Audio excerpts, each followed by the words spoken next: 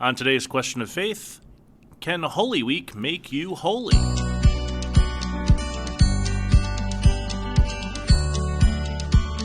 Hey everybody, this is Question of Faith. I am Mike Hayes. I am the Young Adult Ministry Director here in the Diocese of Cleveland. And I'm Father Damian Ference, the Vicar for Evangelization. Father Emeric Garris, Vocation Director. Hey, it's nice to see you. Yeah, it's great to be seen. Rather be seen than viewed, as the Irish like to say. That's right. And to be heard.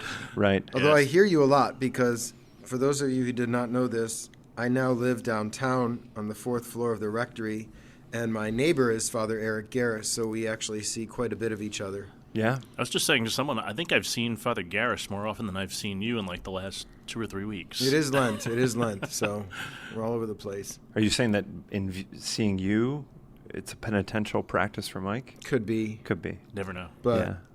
you know, we Kinda, got yeah, you're missions to everywhere. preach, talks to give, things Yeah. to do. It's how it is. We're all busy, right? Running around. I've been 3 different parishes this week.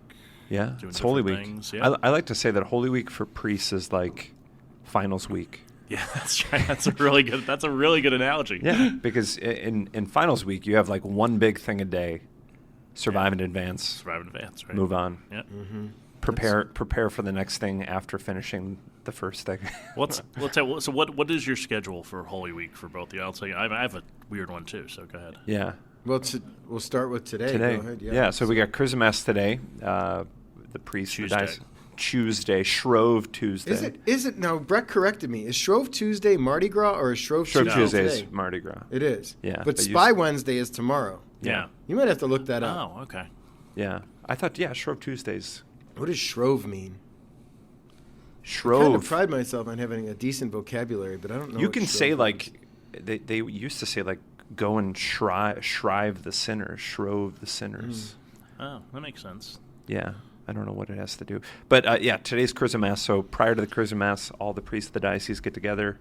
We have a day of sanctification. Father Joe Mamich, our vicar for clergy. According to the Google machine, Go. Shrove Tuesday is the final day of Shrovetide, marking the end of pre-Lent. Oh. Lent begins the following day with Ash Wednesday, Oh, so Mardi so Gras it is is Mardi Gras. correct. Yeah. Yes. Okay. So Tuesday's just Tuesday of Holy Week. It doesn't have a name. Tuesday of Holy Week. It doesn't have a good name. Tuesday of Holy Week. Comes from the word shrive, meaning absolution following confession. See, shrive the sinners. Yeah, that's what I said. You were correct. Yeah. But That Chrism would be a Mass. good name for a band from England. Shrive. Shrive. Shrive. Yeah. Or shrive the sinners. The Shrive. Like pulp. Yeah. We have Chrism Mass today. Yes. Bishop will bless the oils. They'll go out. Well, let's say a little bit more about this Presbyteral Day of Yes. Sanctification, because people don't know a lot about this. But in every diocese, the priests are supposed to gather for the Chrism Mass. They renew their vows of their priestly commitment, and then the oils are blessed at that liturgy. So in our diocese, before all that happens, all the priests of the diocese are invited downtown for prayer, communion, community, and we have confessions available for all the priests starting at 2 2 to today. 3, yeah. 2 to 3, and then registration, and then we have the talk and Vespers, 3:15, a little social, dinner, and then after dinner, the Chrism Mass at 7, which is pretty great. Yeah. Yeah. And the St. Mary seminarians are there. When I was in seminary, Holy Week Tuesday was one of my favorite days of the year because you see just the diversity of sure. the call, and you're like, no earthly being could have brought all of these people Right. together in this. So, Father Joe Mamich is offering a reflection this year. I did last year. You did The 2 or year 3 before the year that. before. Yeah, Yeah, that's right. So, By the way, Holy Tuesday is also known as Fig Tuesday. Yes, I knew it had a good name. Fig. big. Do you know Commemorates in- the day that he cursed Curse the the fig fig tree. tree. So in He Italy, being Jesus. in Italy, the young kids say fico, which is fig, when they think something's cool. Ah. So I don't know if it's That's so cool fig. fig, but I like I don't fig think Newtons. it translates well. I like cool Newtons. Fig Yeah. Newton's not named after Isaac Newton, but after the town in Massachusetts. Oh. A little known fact. Wow. You'll learn a lot here on Question Shame. All right, so that's today. That's today. Fig today. Tuesday. Tomorrow is Spy Wednesday. We don't have too much going on. Maybe some people are doing some Tenebrae. Yeah. A service of light and darkness, the strepitus, the loud banging. Yes. Yeah, some folks did that last night, I know. Yeah. I worked on that 2 years ago at St. Luke's with Deacon John Henderson. So Yeah, it's a service. The Lamentations of Jeremiah Yes. are proclaimed, and various songs of penance and journey. And then we move to Thursday. So Thursday morning's quiet, especially if you're a parish priest or someone who's involved in parish life, because the first Mass of the day is the beginning of Triduum, which is that evening. Right. There will be confessions at the Cathedral. You might want to put that in the show notes, just so we have expanded times. Yeah. So Thursday, Friday, Saturday. Right. A lot of Confessions almost all the time. If you need to go, come on down. Right. Mass of the Lord's Supper in the evening. Yeah. A lot of places start around 7. Some start at 6:30. Some start at 8. Father Eric and I will both be at St. Wendelin Parish, it sounds like. Yeah, and you will be too. Yes. So that's on Columbus Road in Duck Island. And we'll have Mass there at 7. And then following that, we'll go right into the Holy Night Hike. And if you haven't heard about that, those are the station churches. We have 185 churches in the parishes in the Diocese of Cleveland. There are 7 churches in that general neighborhood that you can walk within about 3 hours' time. So we're going to take a group and start walking right after Mass. We'll go to St. Pat's. We'll go to St. Malachy, Emeric, cross the Abbey Road Bridge, and then we'll hit John Cantius, Augustine, Andrew Kim, and then go down Willie Hill and back up to St. Wendelin to end the night. And then after that, Mike's arranged to have a little social over at Forest City Brewery. So please join us for that. I actually have been contacted by quite a few folks. I think it's going to be a pretty full church that night. Yeah. Nice. And I've been spreading the news. Start spreading the news. And we've been spreading the news with billboards. We have 8 billboards up, one in Korean, right down Willie Hill. It's in Korean. Simon the Seminarian translated that one for us. And just last Thursday, we rented one more right on the Hope Street Memorial Bridge. When you get off the bridge, heading toward the West Side Market, another digital sign that I want to see at night because I'm sure it looks glorious. Yeah. Was last year the first year that we did it? Or Yes. It was cool. I just remember like you were just running into random people at random places praying, and then like you'd pick up a group and new people would start walking, and it comes from the 7 churches in Rome, right? Correct. The tradition of that, but it's just such a cool thing. And it's so cool that you can walk it because in Rome, it is an entirely walkable city. Cleveland is fairly walkable. At least this route is. So you can go to your home parish and then drive over, park your car at one of these parish parking lots, and then just start anywhere and then make the loop. We will have provided for you beautiful maps. They kind of look like a medieval map. They're so cool. They look great. Kayla Gill, nice work on that. And then each parish you visit, you'll get a stamp of the parish seal on a gold foil label that you'll stick into your little passport. Different you'll also colors, be given too. Oh, really? Yeah, St. Patrick's has green. Oh, nice. There are a couple That's cool. Yeah. You'll also be given a candle. And the weather looks great for that night. It does, It's supposed to be clear, cool, but if we're walking, you'll warm walking. up. So Yeah. wear a jacket, maybe a head covering. But it's not supposed to snow or rain, and it should be great. I did a little research on the 7 churches.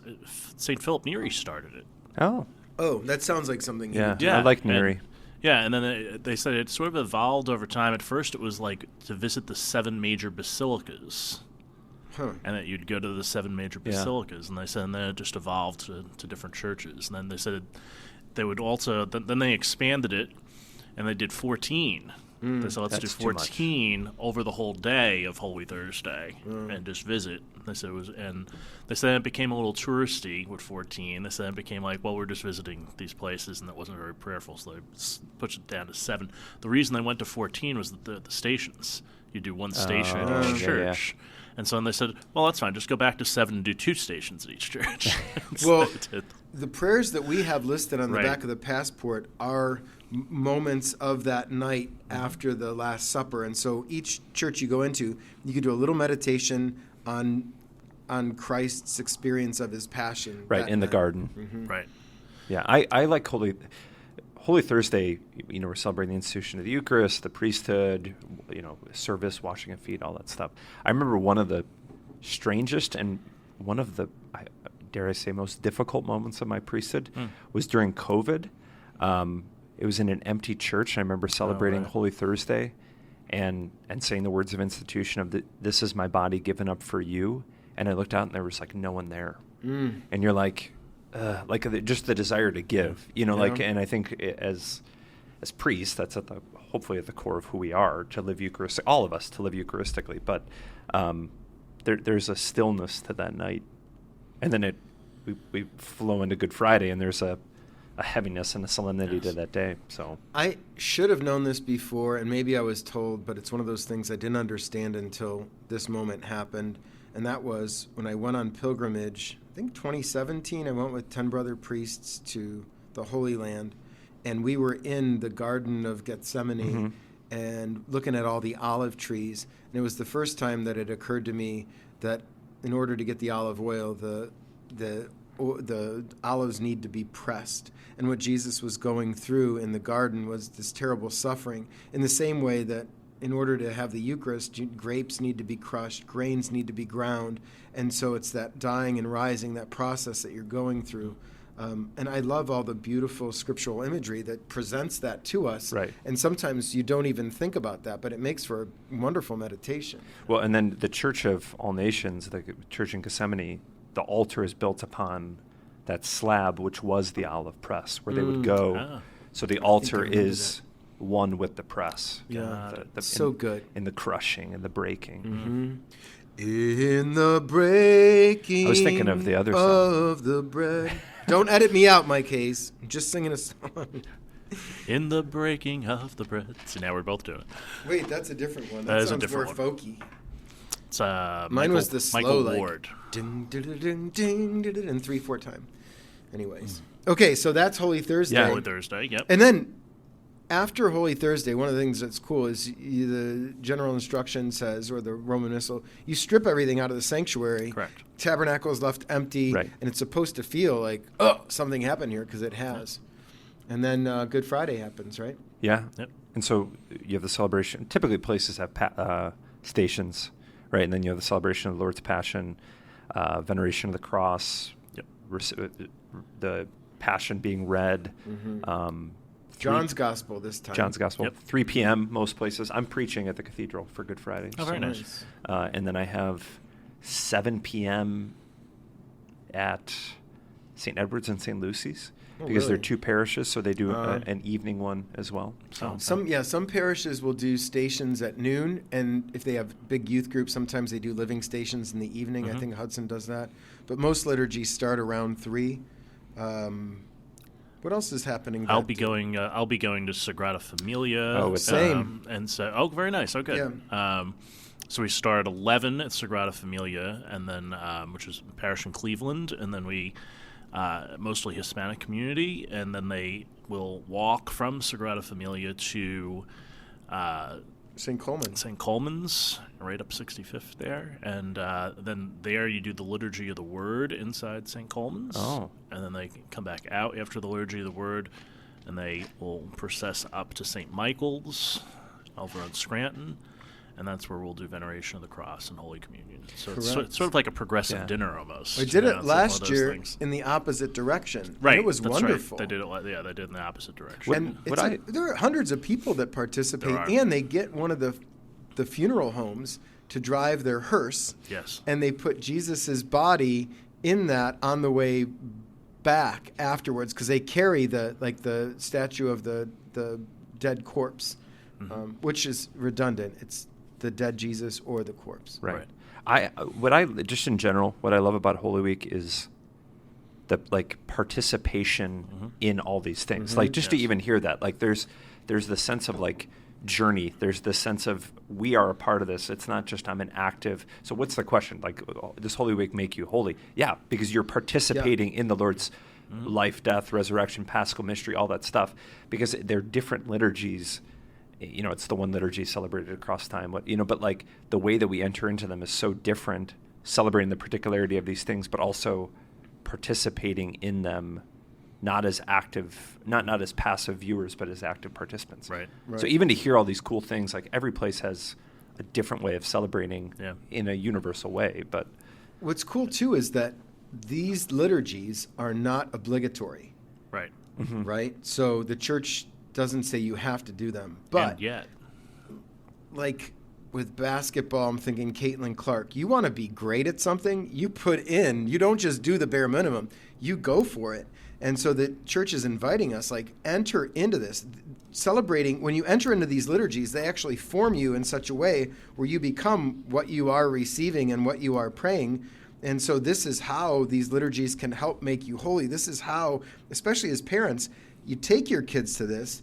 They may not pay attention the whole time. They may get bored a little bit, but they also may be intrigued by all the smells and the bells and There's the processions something different. and the people. It's not just Mass. This is where Catholicism gets into your bones and into your blood. As a really good example, when I was a little boy, I was an altar server in my parish, and we had a monastery in Yonkers, Blessed Sacrament Monastery. And these little old nuns didn't have altar servers. So they called our parish and said, would you give us at least one altar server for Holy Week? And so my mother said, oh, that's a good idea. You should go do that. And she was like, you could experience, all 3 days with the nuns. And I was like, okay, that's a good idea. And then I went and did it every year. And I was so excited to do it every year. It was where I think really Catholicism kind of got into my bones, as you said. Yeah. It was so much fun just being there and with these wonderful holy women and a great priest who was there, who taught me how to serve the Triduum. And so I've always really been able to engage with that for all my life, really. Yeah, because they're different. I mean, you've got every liturgy. So the Triduum, Holy Thursday, Good Friday, it's one celebration, but there's so many particularities that most places have practices, and you're meeting with the servers, and you got the washing of the feet, you've got the solemn intercessions on Good Friday, you've got the prostrations of the priest. There's so much different, which is good because it shakes you up a little bit. And even ringing the bells the first time during the Gloria at Holy Thursday, or the silence which you enter into the liturgy on Good Friday and you leave, all that, it's striking. So then Holy Saturday, again, confessions at the Cathedral, if you're interested. Many parishes will do a food blessing, an Easter basket blessing. I did that last year, yeah. We're not going to get into the controversy of it, but it's always holy water or incense. Right. And people want their holy water, even though the font hasn't been blessed. So I did incense last year. We'll invite, you probably got scolded, because I did that my first year thinking no this was the church. No one's called it. That's St. Brendan, so different traditions cool. there. Yeah, the Irish don't care. Yeah. I remember my deacon year, I was at St. Adalbert in Berea, which is a Polish parish. Yeah, right, Polish, and the amount of food that we received after was just insane. I mean, like 15 dozen eggs and 20 pounds of kielbasa and horseradish. I love horseradish. Do you really? Beet horseradish. It is part of the tradition too to give the priest or the deacon a little gift out of your basket. Hopefully that's continuing, because we would. Did Father not Cordes. Year. Oh no! Wow. See, well, they didn't yell at you for not using the holy water, but you also didn't get anything. Maybe that was their way of saying we wanted holy water. If anyone's listening and makes a mean beet horseradish, send it my way. Yeah, enough for one good sneeze, right? And then you get a little bit of the bread and all those. They all have a different element, though. Right. It says different the sweetness, the bitterness, yeah. And then there's Easter. Yeah, the Easter Vigil. So it's the mother of all liturgies.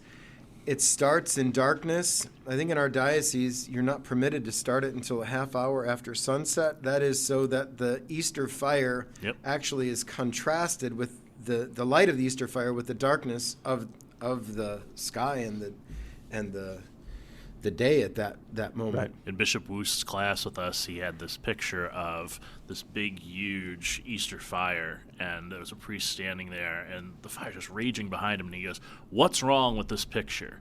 And we're all looking at it, and we're like, "Oh, the fire's too big? It's out of control? What's going on?" He goes, "It's daylight!" We're like, "Oh, right." Yeah. He goes, but there is such a contrast, though, that when the Paschal candle enters in, and you think of that John's Gospel, the light, the light shines in the darkness, and the darkness cannot overcome it. One light, the light of Christ, really does enter in, and I just love the sense of all of us carrying that and bringing that. Yeah. I was even talking with a priest friend the other day. He was getting his oil vessels ready for tonight's Mass. And I said, are you going to use them on the Easter fire? He goes, I never thought of that. But that's old good. ones. Yeah, you use the old oils on your Easter fire. You could treat the wood beforehand. Oh, that's an idea. And then the ritual actually says that you can take a piece of the charcoal, the coals from the fire, and then put that in your incense. That's what we would do. Yeah. So not only do you light the Paschal candle, which represents Christ entering into darkness, but even a piece of the charcoal you put into your incense. So both are being carried into the church. We would always, at St. Raphael and I think at St. Gabriel, the Boy Scouts were always in charge of the fire. We'd bring them in, and they'd get ready and fire safety and all that. But you've got the individuals, the catechumens, the candidates, those people being baptized, confirmed, renewal of baptismal promises, celebration of victory over death. I'm all for it. Yeah, I'm for it too. Yeah. I believe in it. That's my favorite of the three. Yeah. The vigil? The vigil, absolutely. Yeah, it's a cool thing, especially when, and Father Damien and I were out of parish ministry per se, but like, I was in charge of RCIA, Same. And you have this whole sense of journey with these people and providing for them. And that was me last year at St. Brendan's. I helped with RCIA. That was the first time I had ever participated in RCIA. I've been at plenty of Easter Vigils where plenty of people brought into the church and baptized and things like that, but I had never been sort of part of the process. So it was a real gift. It was lovely. And then at the end of the Mass, the Easter dismissal, which carries for the 8 days, because it's Easter, we celebrate the resurrection for 8 full days. And I won't do it now, but Yeah, because you can't say that word.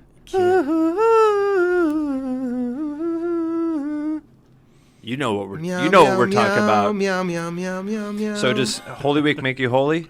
Yes. If you do it right. Yeah, if you're doing it right. And I should say this, we talked about that oil that comes from the pressing of the olives and the wine that comes from the crushing of the grapes and the bread that comes from the grounding of the grain. What's supposed to happen when we enter into the liturgy is we take our lives and enter into that very mystery too. So wherever you are in your life, liturgy is not a spectator sport. You don't sit back and say, look what's happening in the sanctuary. That's cool. I appreciate it. It is. All that's true, but we're all supposed to enter into it with everything we have. So there should be a dying and a rising and experience where the liturgy is remaking us. So whatever sorrows and pains and heartache and frustration that you have, that goes on that paten, and that's how you enter fully into the Eucharist. Even if it's been a while since you've been to confession and you haven't been to a church for a while, or into a church or at Mass for a while, this is why we have the sacrament of reconciliation. Sins committed are an offense to God, but sins confessed are a canticle of praise. And the Lord loves when we come to him with our stuff, because he transforms it into his stuff and his grace, and he can make everything new. So if you're despairing and you're saying, this isn't for me, I don't know how I could enter in, there's a place for you to enter in. Do not be afraid. Absolutely. And so Church this week, the 7 churches that we're going to in Ohio City, Duck Island, Hingetown, all those things those are the ones. We'll put those in the show notes. Hit them up. And they're all old and beautiful.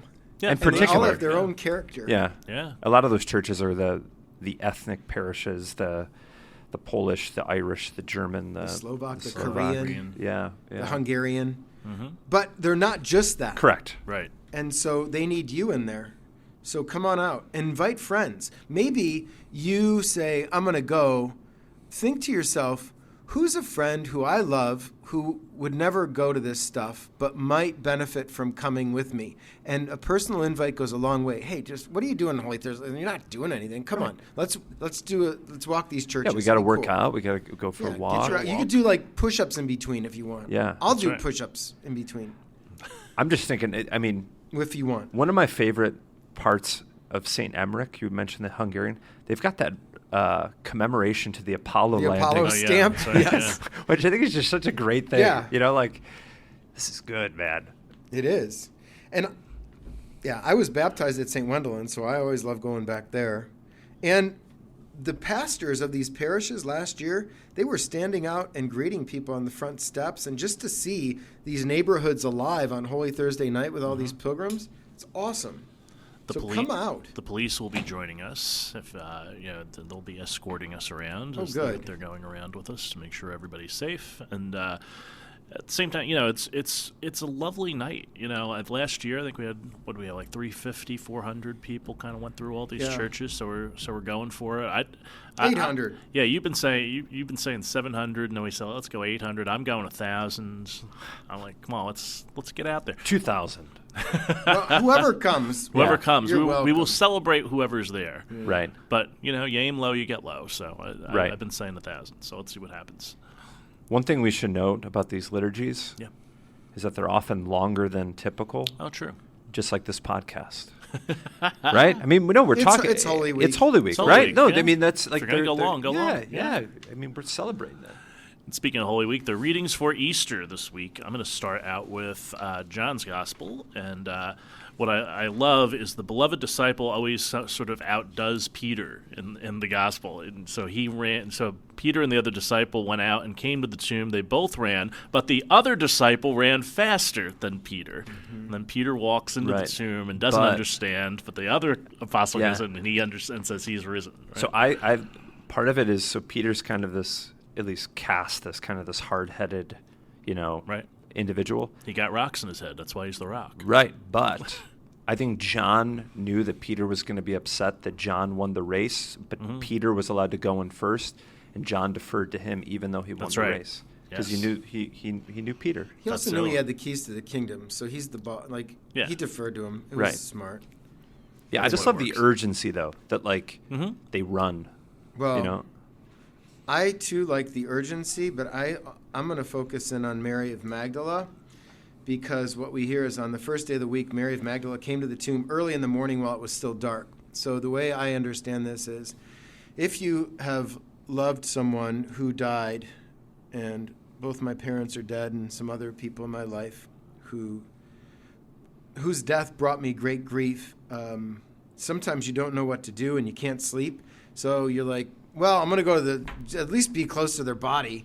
And so I think part of her was, well, what am I going to do? Just lay here in bed? No, I'm going to go to the tomb. At least I'll be close to him.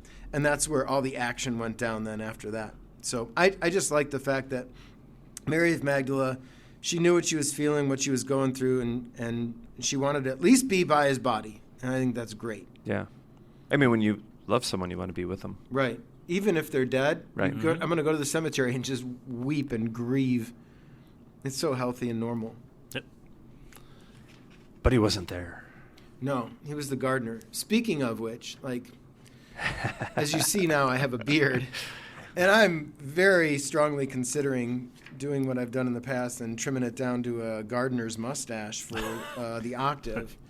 And I invite you to do the same. A gardener's mustache. Yeah. You know how gardeners have mustaches. Many do. No, but you've done that because your theory is that she didn't recognize him because he looked different because he had a mustache. It's one theory that's floating out there. Scripture scholars say. Yeah. You being a scripture scholar. No, I'm not. I'm a philosopher. I have to say, when you did that, put the mustache on me on Instagram. Look good. I did get a number of people who said, I support this look. See? Once you get ordained a deacon, I think you should have a mustache. It's part of the deacon look. You wear a mustache. Deacon Jim Armstrong. Exactly. He's got the handlebars. Deacon Dan Galla, he's got a mustache. Yeah, Deacon Dan Galla does. That's right, yeah. I've been called. I don't think we've said this in this podcast. The bishop did call me to orders and my classmates. Congratulations! So, yay. Yes. So on May 4th, God willing, get that mustache. May the 4th be with you. May the 4th be with you. Also, Kentucky Derby Day. Ooh. There is a horse called Blue-Eyed George, and our formation director is Deacon George Malik. So I said we should all put $2 each on that, and if it wins, just give the money to the deacon program.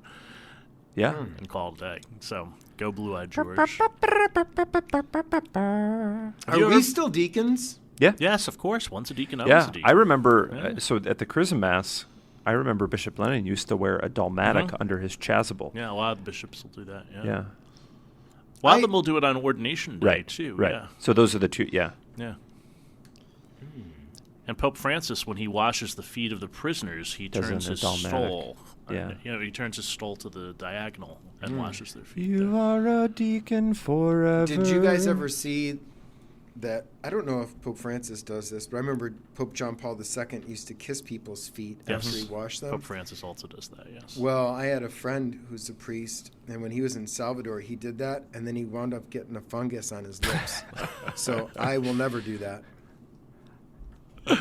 That happens. I guess, yeah, That's the way it works. Well, happy Holy Week, everyone. Yeah, And may you be made holy through and may your you not get participation. fungus. Right.